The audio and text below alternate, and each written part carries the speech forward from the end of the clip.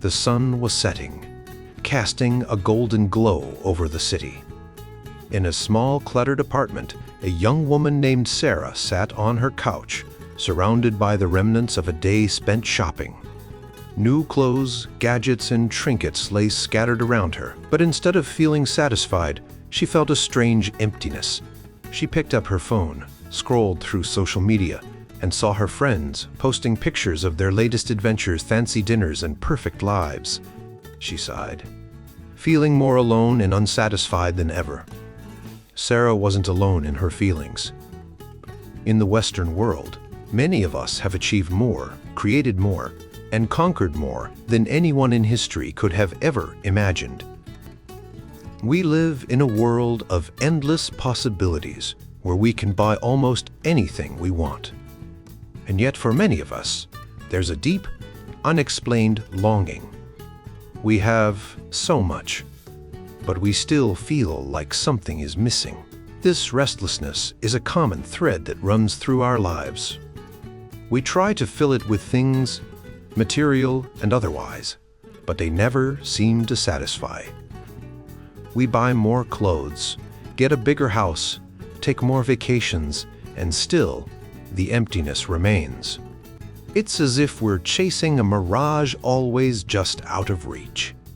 As Christians, we believe that Jesus came to give us life, and life abundantly. But what does that mean? Why do we feel so far from that abundance, even when we have so much? The answer might lie in our misunderstanding of what true abundance really is. In our society, the good life is often defined by material success and the pursuit of the American dream. We're told that if we work hard, we can have it all. A big house, a fancy car, the latest gadgets, and a life of comfort. But is this really the abundant life that Jesus spoke about? The abundant life is something different. It's not about having more things, it's about finding authentic wealth. It's about extending compassion to all of creation, not just focusing on ourselves. It's about living in a way that aligns with the teachings of Jesus and the values he modeled. This book is a journey into the heart of that abundant life. It's a collection of stories, essays, and reflections from people who have walked this path and found a deeper, more fulfilling way of living. It's about discovering that true abundance isn't something we can buy. It's something we can find within ourselves and in our relationships with others and the world around us. The journey begins with listening to our own stories, the longings that call us to something more. It continues with exploring the issues that first draw many of us to simplicity, time and money. But it doesn't stop there. It delves into the deeper issues of overconsumption, justice, food choices, theology, spirituality, history, and community. Each chapter is a step on the path, a chance to see the world and ourselves in a new way. So as you read this book, ask yourself, what is the abundant life? How can I find it? And what changes do I need to make to live it? This journey is not about giving up everything and living a life of austerity. It's about finding a way to live that is more meaningful, more fulfilling, and more in tune with the world around us. The first step is to listen to your own heart. What is it telling you? What longings do you have that you've been ignoring? As you read the stories and reflections in this book, let them speak to your own experiences. Let them challenge you, inspire you, and guide you on your journey to the abundant life. Frederick Buechner once said that he wanted to listen to his life as a whole, to hear whatever meaning, holiness, or God there might be in it. This idea sets the tone for our exploration of simplicity. It reminds us that each of our life stories is valuable and sacred. As we read through this book, we are invited to listen to the author's stories and ideas, but we are also encouraged to reflect on our own lives. What fits? What's new? What do you agree with? What invites you to new directions? Many of us feel drawn to simplicity because we sense it offers a different, more balanced way of living. We might feel stressed, overworked, and disconnected from what truly matters. Slowing down can help us reconnect with our core values and find a deeper sense of purpose. In her essay, Evie McDonald shares her powerful story of redefining her relationship with money. She used to define her self-worth by her job and the status it brought. But as she began to see money as something she trades for her life energy, her time, she realized that true wealth comes from living a life that reflects her values. This shift in perspective changed everything for her. William Stringfellow also talks about the relationship between money and justice. He argues that when we treat money as an idol, it leads to injustice. The few who have a lot of money often do so at the expense of the many who have very little. He suggests that seeing money as a sacrament, something that connects us to a higher purpose, can free us from this idolatry. In another essay, Julia Chor asks why, in such an economically affluent country, so many of us feel overworked, stressed, and disconnected from our families. She points out that our culture often values productivity and material success over well-being and relationships. Cecile Andrews builds on this idea by contrasting time anxiety with mindfulness.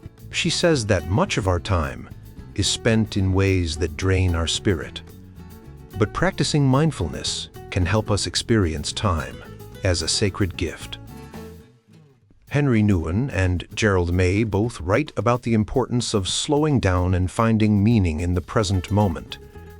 May suggests that in our busyness, we become addicted to fulfillment and leave little room for love.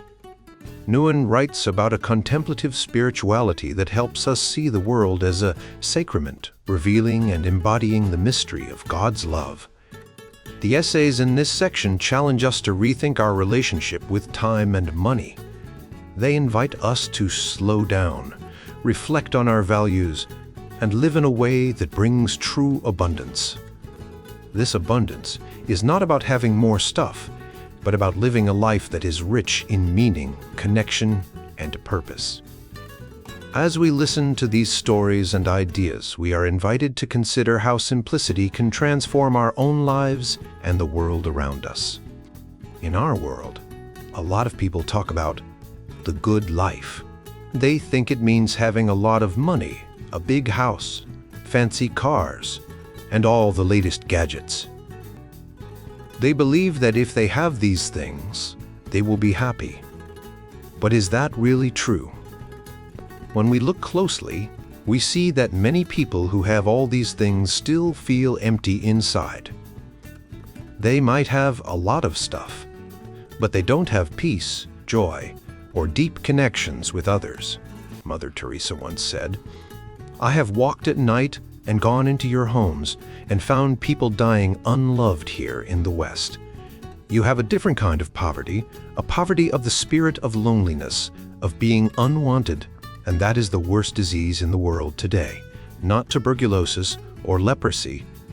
She was talking about a kind of poverty that isn't about money, but about feeling alone and unloved. This is a very real problem in our society, even for people who seem to have everything. When we chase after the good life defined by material things, we often end up feeling more stressed, more isolated, and more unsatisfied. We work long hours to buy more stuff, but we don't have time for the things that really matter, like spending time with family and friends, helping others, and enjoying nature. We get caught in a cycle where we are always wanting more, and we never feel like we have enough. But there is another way to think about the good life. In Christian terms, it's called the abundant life. Jesus talked about this a lot. He said, "I have come that they may have life, and have it to the full." John chapter 10, verse 10. The abundant life isn't about having more stuff. It's about having more of what really matters: love, peace, joy, and connection with others and with God. Living simply can be a path to this abundant life. When we simplify our lives, we free up time and energy to focus on the things that truly bring us happiness. We can spend more time with the people we love, help those in need, and enjoy the beauty of the world around us. We can also be more aware of how our actions affect others and the environment. By living simply, we can reduce our impact on the planet and make the world a better place for everyone. Living simply doesn't mean giving up everything and living in a cave. It means being intentional about what we really need and what brings us joy. It means making choices that align with our values rather than just following what society tells us we should want. When we do this, we can find a deeper sense of purpose and fulfillment.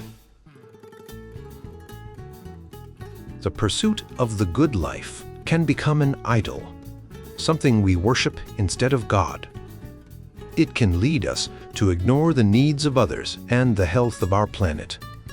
But when we shift our focus to the abundant life, we can break free from this cycle of wanting more and find true happiness and peace. This is a journey that involves slowing down, being present, and connecting with the world and the people around us in meaningful ways. By living simply and compassionately, we can create a life that is rich in love, joy, and connection. This is the kind of life that truly satisfies, not just for a moment, but for a lifetime. Imagine a world where everyone's idea of the good life is the same. It's the life we see on TV, in movies, and in magazines: big houses, fancy cars, and lots of shopping. It's a life that promises happiness, success, and fulfillment.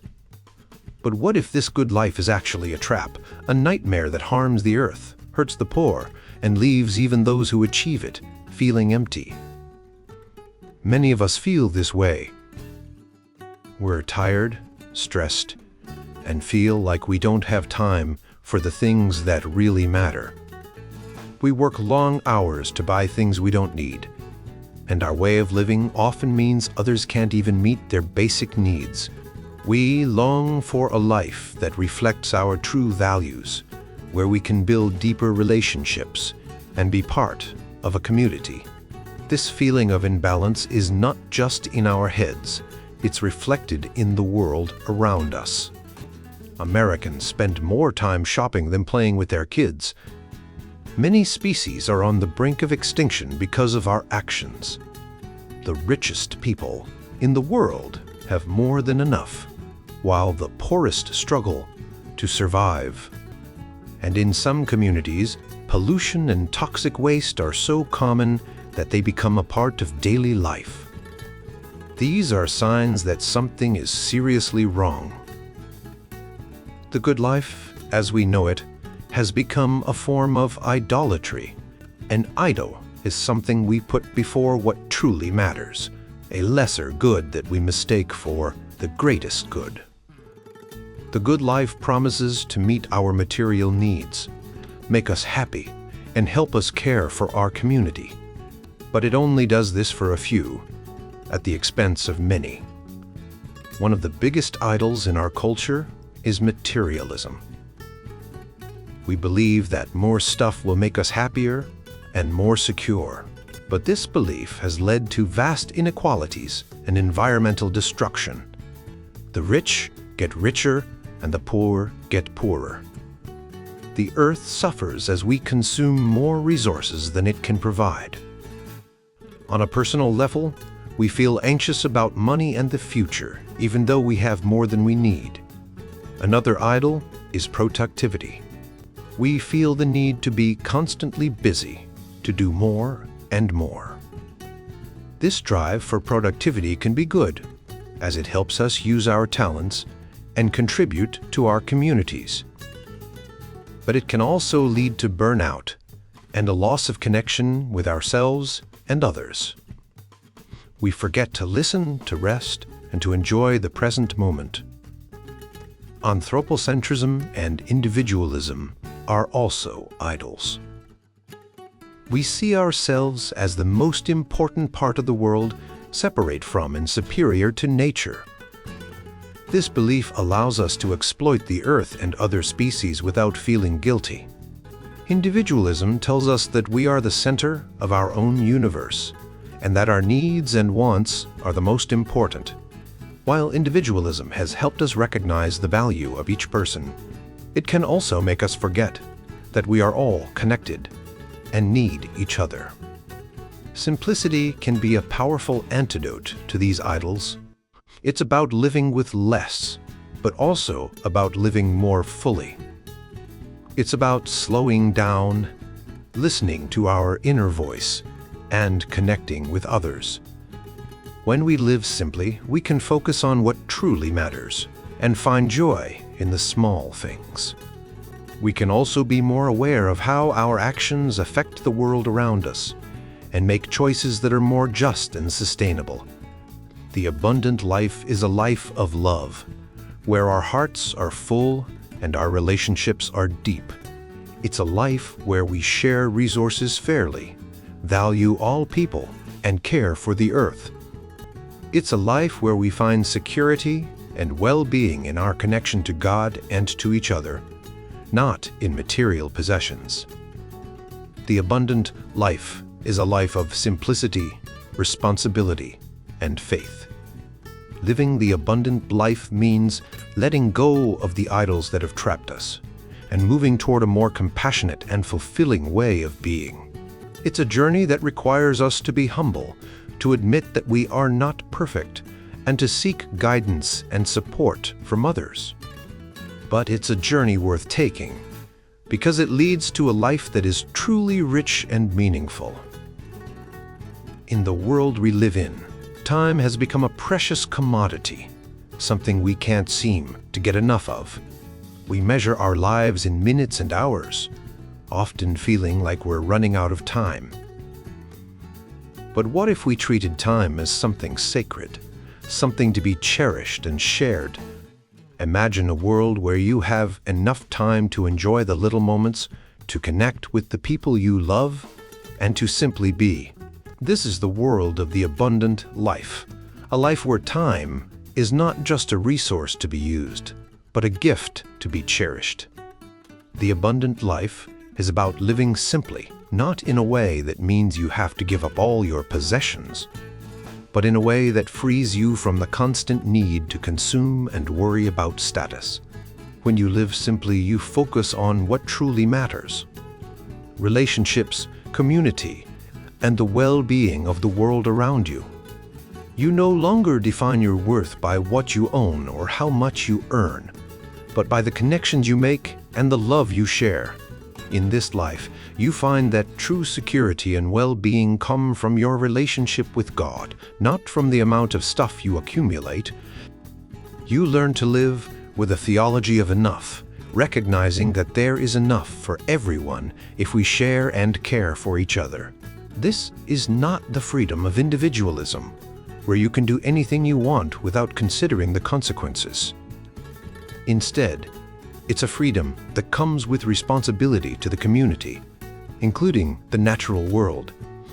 The abundant life is a life of compassion, not just as a nice feeling, but as a powerful force for change. Compassion means feeling what it's like to walk in someone else's shoes, and knowing that true peace and joy can only come when everyone has peace and joy. It's about empathy and justice, caring for others, and working to make the world a fairer place. In the life of Jesus, we see a powerful example of compassion. He was willing to suffer with others to the point of death, and in doing so, he overcame suffering. This is not about self-sacrifice for its own sake, but about experiencing life fully, both the pain and the joy. When we live with compassion, we are more fully alive, And we help others to find their way to a life of abundance too.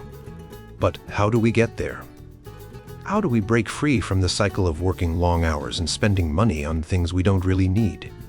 It starts with recognizing the value of time. Instead of seeing time as something to be spent, see it as something to be shared. Spend time with your family, your friends, and the people who matter most to you. Take time to rest, to reflect, and to connect with the world around you. We live in a culture that often tells us that more is better, that we need to work harder and earn more to be happy. But the truth is, we can have a rich and fulfilling life without all the extra stuff. When we live simply, we have more time for the things that truly matter. We can build stronger relationships, contribute to our communities, and find a deeper sense of purpose. The abundant life is not about living in poverty or giving up all your possessions. It's about finding a balance, a way of living that brings joy and meaning to your life and to the lives of those around you. It's about recognizing that the true measure of wealth is not in what you have, but in who you are and how you live. So, as you navigate the challenges of daily life, remember that time is a gift. Use it wisely, share it generously, and live a life that is rich in meaning and connection. In doing so, you might just find that the abundant life is closer than you think, and that it feels like coming home. Every risk we take for love, each step we take toward becoming better people, leads us deeper into the spaciousness of love. This spaciousness is like a vast open field where we can breathe freely and be ourselves, but getting there isn't always easy. We often find it hard to let go of the things that keep us busy and distracted. It's like we're addicted to always having something to do, something to fill our time. Think about it. When was the last time you sat quietly and did nothing? Maybe you felt uncomfortable, like you were wasting time. But what if that feeling of emptiness is actually a good thing?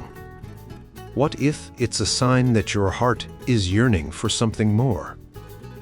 This yearning is a deep, unquenchable desire for love, for connection, and for meaning. It's a reminder that there's more to life than just getting things done. Spaciousness can be hard to embrace because it challenges the way we usually live. We're taught from a young age to be efficient, to be productive, and to always have a plan. We fill our calendars with activities, our homes with stuff, and our minds with distractions.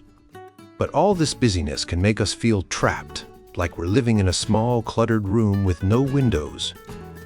When we try to create space in our lives, we often face resistance. It's not just from the outside world, but from within ourselves. We might feel guilty for not being productive or anxious about what we're missing out on. We might even feel bored or restless, like we need to do something to fill the void. But these feelings are just our minds trying to keep us in our comfort zones. To truly embrace spaciousness, we need to learn to be comfortable with the emptiness. This means slowing down, taking a deep breath, and allowing ourselves to just be. It's like sitting in a quiet room and letting your thoughts wander. You might notice the sound of your breath, the feeling of the chair beneath you, or the sunlight streaming through the window. These small moments of awareness can be incredibly peaceful and refreshing. But it's not just about feeling good. Embracing spaciousness also means being open to the parts of ourselves that we might not want to face. It's like cleaning out a cluttered closet and finding things we'd rather not see. Maybe it's a feeling of sadness, a memory that hurts, or a fear that we've been avoiding. When we create space, these things can come to the surface, and we have to decide how to deal with them. When we learn to embrace the emptiness, we find a kind of freedom. We're no longer bound by the constant need to do, to achieve, or to prove ourselves. We can just be, and in that being, we find a deeper sense of peace and contentment. It's like finding a quiet spot in a busy park, where you can sit and watch the world go by without feeling the need to join in. This spaciousness also allows us to connect with others in a more meaningful way. When we're not always busy, we can listen more deeply, understand more fully, and love more freely. We can be present in the moment, not just physically, but emotionally and spiritually. At the heart of spaciousness is a yearning for love.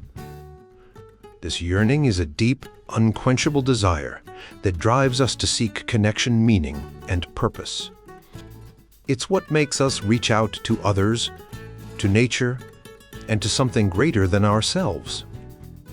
When we embrace the emptiness, we create space for this yearning to be heard and for love to fill our lives. So the next time you feel the urge to fill every moment with activity, try to pause, take a deep breath, and allow yourself to just be. You might be surprised by what you find in the spaciousness of your own heart. In our fast-paced, always-on world, we often find ourselves caught between two conflicting desires. On one hand, we long for peace and stillness, a break from the constant hustle and bustle. We dream of vacations, quiet moments, and a mind free from worries. On the other hand, when we do get those moments of peace, we often feel uncomfortable. We don't know what to do with them, so we fill them with activities, worries, and distractions. I remember sitting on my grandmother's front porch as a child. We'd watch the sun set, feel the breeze, and just be. There were no words, no thoughts, just a simple, deep appreciation for the moment. Today, my modern, efficient house doesn't even have a front porch. When I try to recreate those moments on my deck, I can barely hold on to that peaceful feeling. My mind quickly drifts back to the work I need to do and the worries I can't shake. Sometimes, I even pour myself a drink to fill the silence. This isn't a new problem. The ancients understood the value of spaciousness. The Hebrews celebrated the Sabbath, a day of rest and peace, not just to recharge, but because rest was valuable in itself. God rested on the seventh day, not because God needed a break, but because rest was holy. The Sabbath was meant to be a day of freedom, a day to just be. But over time, this idea got twisted.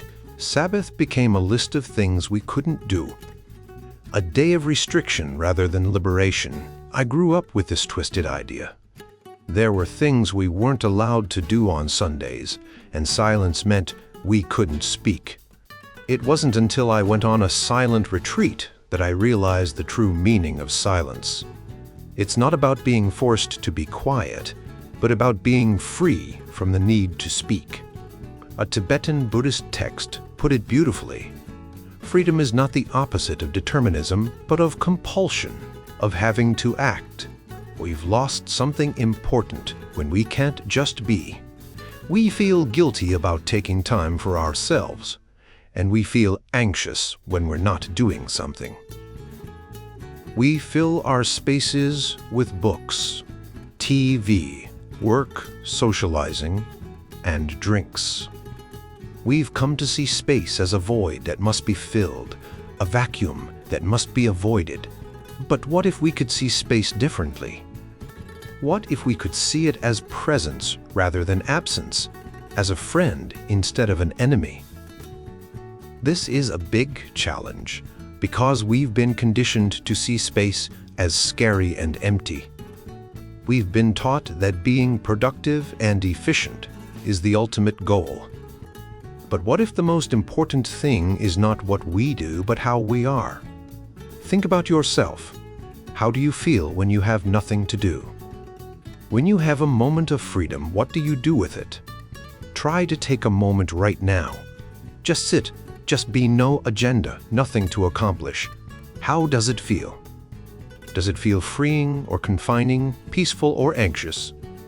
Was it different when you were a child? Did it come more easily and feel more comfortable then? If so, what changed? One reason we fill our spaces is that we're afraid of what might come up. We all have worries, fears, and bad memories that we try to keep out of our minds. When we pause, these things can come back into awareness. It's like sunlight and fresh air bringing buried uglies to the surface. It can be painful, but it's also very healthy. Space is not only restful, but also therapeutic. But like any healing process, it can be uncomfortable. I remember a Saturday morning when I was feeling overwhelmed by work. I had a rare moment of free time, so I decided to sit and be. I closed the doors, unplugged the phone, and lit a candle. I tried to relax, but my mind was yammering with noise. I tried to let it be, but it was hard. Eventually, I found myself fixing a crooked doorknob. An hour later, the door was dismantled, and I had avoided the space I was trying to create. This is a common experience. We often create fake space by forcing our minds to be still and repressing everything else. This isn't true space. True space requires the willingness and courage to experience things just as they are. When we're willing to be with our thoughts and feelings, we can find peace and healing. Another reason we struggle with space is the myth of fulfillment. We believe that if we're well-adjusted and living our lives properly, we should feel fulfilled, satisfied, and content. If we don't, we think there's something wrong with us. This myth is so widespread that many of us accept it without question. I once worked with a priest who was struggling with his sexuality. He felt he should be content with his life, but he wasn't. He was restless and yearned for something more. I also worked with a mother who had a good marriage, 2 wonderful kids, and a successful career, but she still felt something was missing. She had dreams of romance and longed for deeper intimacy. Both of them felt there was something wrong with them because they weren't completely happy. But what if it's normal to feel unfulfilled and restless? What if these feelings are a sign of our humanity, not our disorder? The myth of fulfillment can lead us to try to fix ourselves, repress our feelings, or escape into distractions. But these solutions only create more problems. They can become addictions in themselves, leading us to chase after a fantasy that doesn't exist. The truth is, we were never meant to be completely fulfilled. We were meant to taste love, to long for it, and to grow toward it. Our emptiness, our incompleteness, is not a flaw, but a beautiful part of our human experience. It's what drives us to love, to create, and to make the world a better place. When we embrace our emptiness, we open ourselves to the possibility of true fulfillment.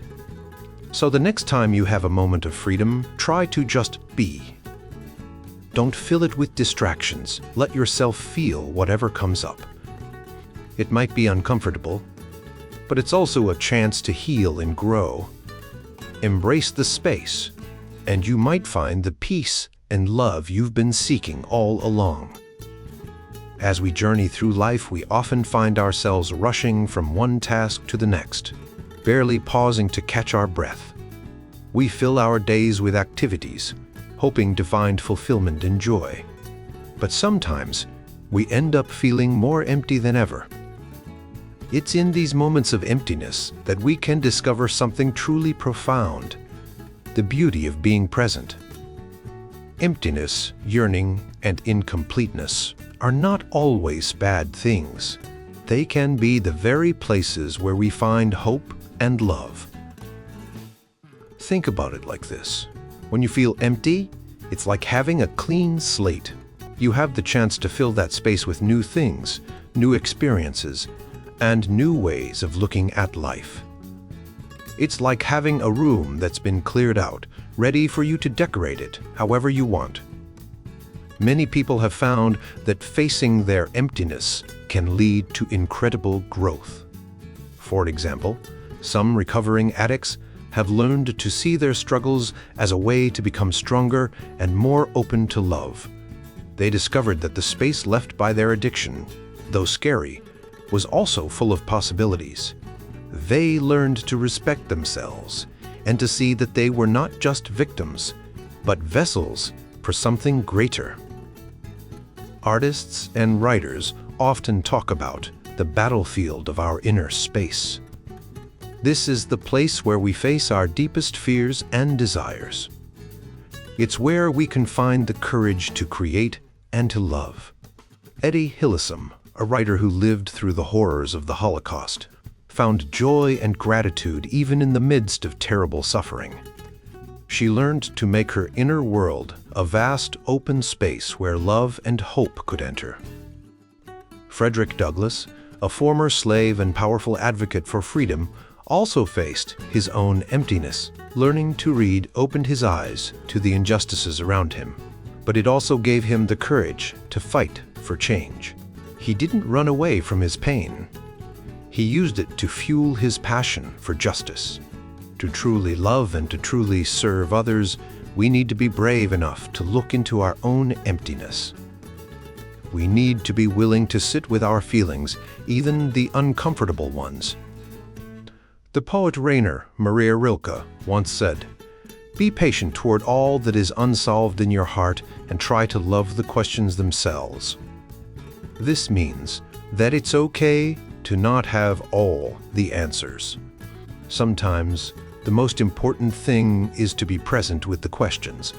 We all have moments of emptiness in our lives.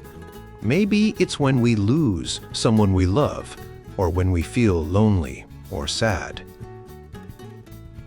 These moments can be hard, but they can also be opportunities for growth.